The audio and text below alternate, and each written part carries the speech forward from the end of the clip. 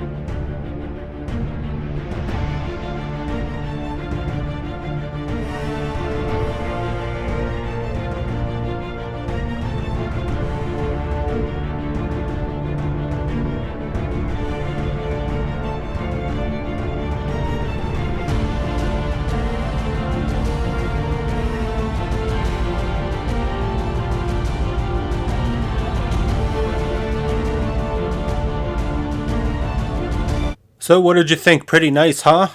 If you enjoyed this video, leave a like. Consider subscribing. If you want to see more of these 1/18th scale full customizations, that's something we could do. I know a lot of people don't like me stripping cars that are already painted, but you know, we can improve on what's already there, as you can see. So until next time, if women don't find you handsome, at least they'll find you handy. This is so stupid.